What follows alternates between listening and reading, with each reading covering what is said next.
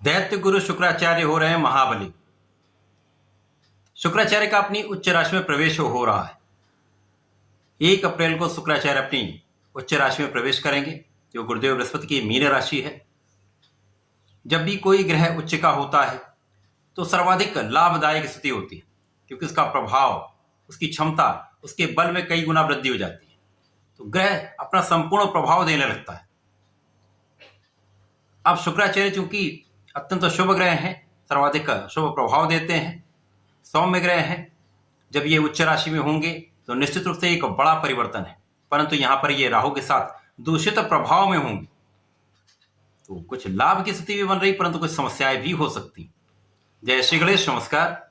मैं आचार्य संजय द्विवेदी। मेरे समस्त प्रबुद्ध दर्शकों का मेरे चैनल पर हार्दिक स्वागत है। आज मैं शुक्राचार्य के राशि परिवर्तन प्रभाव को लेकर आपके सम्मुख उपस्थित हूं। शुक्राचार्य का अपनी उच्च राशि में प्रवेश होगा। वहां पर पहले से ही राहु का गोचर चल रहा है, जिसके कारण राहु शुक्राचार्य को दूषित करेंगे, क्योंकि ये उनका स्वभाव है, पॉइजनस इफेक्ट है, जिसको बदला नहीं जा सकता। यद्यपि राहु और शुक्र का आपसी संबंध अति मित्र का है, राहु के गुरु शुक्राचार्य हैं, तो यहां पर जब शुक्राचार्य और राहु आपसी अंशों के अंतर पर होंगे तो ही ये दूषित प्रभाव प्राप्त होगा। बाकी के समय में शुक्राचार्य के प्रभाव को कई गुना राहु बढ़ा देंगे। अब जिस राशि के लिए ये परिवर्तन है, जहां पर ये परिवर्तन उस भाव को भी कई गुना बढ़ाएंगे, जहां जहां पर शुक्राचार्य के कार्यकत्व का भाव है उनमें भी वृद्धि हो जाएगी, तथा शुक्राचार्य के कारक भाव में भी वृद्धि हो जाएगी। तो निश्चित रूप से एक बड़ा परिवर्तन है। परंतु कोई भी राजयोग, कितना भी बड़ा राजयोग हो, यदि ये नकारात्मक भाव में बन जाता है, पीड़ित हो जाता है, अथवा त्रिक भाव में होता है, तो उसका उतना अच्छा फल प्राप्त नहीं होता है, चाहे वो कितना भी बड़ा राजयोग।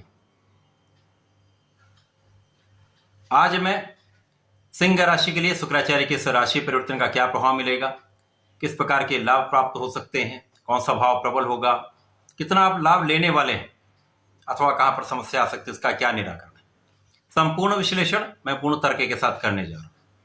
प्रिय दर्शकों, यह राशिफल आपके चंद्र राशि पर आधारित है, अर्थात आपकी जन्म कुंडली में यदि 5 नंबर में चंद्रमा है तो आपकी सिंह राशि।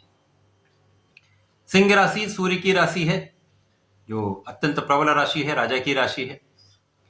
अब सिंह राशि के लिए शुक्राचार्य अत्यंत कारक भी हैं, क्योंकि ये कर्मेश तथा पराक्रमेश है। कर्मेश पराक्रमेश का गोचर अष्टम भाव में होने जा रहा है। निश्चित रूप से ये एक नकारात्मक भाव है, क्षय का, मृत्यु का भाव है, डेप्रिसिएशन का भाव है। और प्रारंभिक समय में यदि देखें, जब शुक्राचार्य 1 अप्रैल को अपनी राशि का परिवर्तन करेंगे, वहां पर राहु तो होंगे ही, यहाँ पर सूर्यदेव भी होंगे, तो लग्न के स्वामी के साथ गोचर प्रारंभ होगा, जो राहु के प्रभाव में होंगे। यहाँ पर राहु और सूर्य का ग्रहण दोष बनेगा, राहु का शुक्राचार्य के साथ भ्रमित करने वाला योग बनेगा, चारित्रिक पतन का योग बनता है। जब तक सूर्य शुक्र आपसी संबंध में रहेंगे, युति प्रभाव में रहेंगे, तो इसकी संभावना कम रहेगी। परंतु जब ये राशि परिवर्तन कर लेंगे तो राहु के साथ शुक्र का अकेला प्रभाव जब दूषित करने वाला तो निश्चित रूप से समस्या देगा, क्योंकि अष्टम भाव में यहां पर शुक्राचार्य उच्च के होकर भी उतना लाभदायक फल नहीं दे पाएंगे किसी भी स्थिति में। परंतु आकस्मिकता के भाव में, आकस्मिकता के कारक जब हैं, तो कुछ लाभ तो आपको अवश्य मिलेगा। अब शुक्राचार्य यहां पर कर्मेश पराक्रमेश होकर जब गोचर करेंगे, तो निश्चित रूप से जब ये राहु के प्रभाव में होंगे, दूषित होंगे, तो समस्या आएगी। उसके अतिरिक्त जो भी समय यहां पर है, 1 अप्रैल से 24 अप्रैल तक का जो समय है, वहां पर राहु का प्रभाव शुक्र के इन कारक भाव में वृद्धि कर देगा। प्रारंभिक समय में अच्छा लाभ नहीं मिलेगा। 13 अप्रैल को जब सूर्यदेव का राशि परिवर्तन मेष राशि में हो जाएगा, जहां पर सूर्य उच्च के हो जाएंगे, महाबलवान होकर भाग्य भाव में पहुंच जाएंगे, तो यहां से आपकी स्थिति परिवर्तित हो जाएगी। यहां से आपके कर्म भाव का, कर्म क्षेत्र का, आपके पराक्रम का क्षेत्र अत्यंत विस्तृत हो जाएगा। आपका भाग्य भी साथ देगा, आप अत्यंत पराक्रमी होंगे। जब परिश्रम आपका श्रेष्ठ होगा, सूर्य का प्रभाव भी पराक्रम के भाव पर होगा, तो निश्चित रूप से इस समय में आप श्रेष्ठ कार्य करने वाले, अपने क्षेत्र में बहुत अच्छा रिजल्ट देने वाले, जो भी आपका क्षेत्र है, चाहे वो नौकरी का क्षेत्र हो, आपका व्यापारिक क्षेत्र हो, प्रोफेशन हो, सब जगह पे आपको लाभ मिलेगा। क्योंकि राहु का यही प्रभाव होता है कि वो शुक्र के साथ जब होते हैं तो शुक्र के कारक भावों को सीमा से अधिक दे देते हैं, चाहे वो सकारात्मक प्रभाव हो चाहे वो नकारात्मक प्रभाव हो। प्रारंभिक समय में कुछ शारीरिक समस्याएं भी होंगी, यहाँ पर आपके सिर दर्द की समस्या अथवा आंखों से संबंधित कुछ रोग हो सकते हैं। वाणी में समस्या रहेगी, वाणी के कारण विवाद होगा, परिवार के बीच में सामंजस्य नहीं बन पाएगा।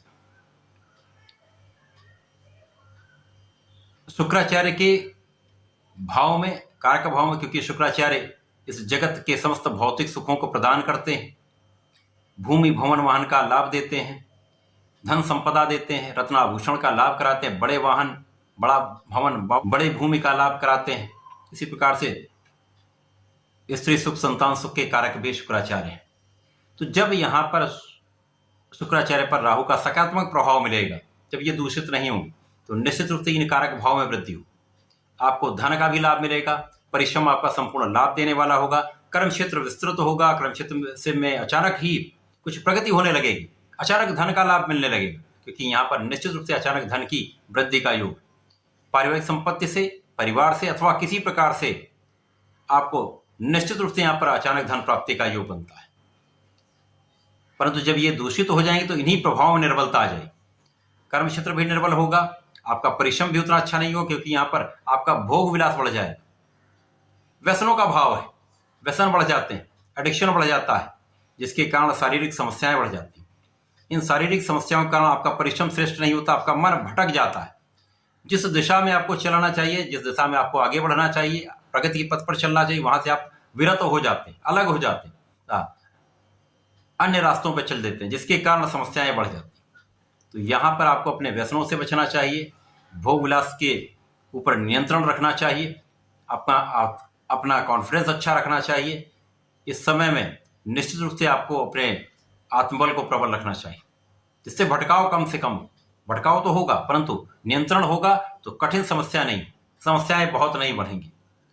परंतु जब सूर्यदेव भाग्य भाव में पहुंच जाएंगे तो आपका आध्यात्मिक क्षेत्र भी विस्तृत हो जाएगा, ज्ञान भी बढ़ेगा, धर्म के मार्ग पर आप आगे बढ़ेंगे, तो बहुत सारे जो कार्य आपको नहीं करने चाहिए उनसे आप बच जाएंगे, परंतु आपको अपने ऊपर नियंत्रण तो रखना ही होगा। सूर्य का बल आपके आत्मबल को बढ़ाने वाला हो। इस राशि परिवर्तन में सिंह राशि के जातकों को नियमित रूप से भगवान सूर्यदेव को जल देना चाहिए। इस समय घृणी सूर्याय नमः का कम से कम 21 बार जप अवश्य कर लेना चाहिए। उसके पश्चात प्रत्येक शुक्रवार को अथवा रविवार को भगवान भोलेनाथ के मंदिर में जाकर वहां पर जलार्चन करें, दही से अभिषेक करें तथा श्वेत चंदन का, सफेद चंदन का अर्पण करेंगे तो बहुत अच्छा लाभ आपको मिलने वाला है। कंट्रोलिंग भी आ जाएगी, आपकी विल पावर बहुत अच्छी रहेगी और आप बहुत अच्छा लाभ लेंगे। तो इस समय का आप लाभ लें। धन्यवाद, नमस्कार।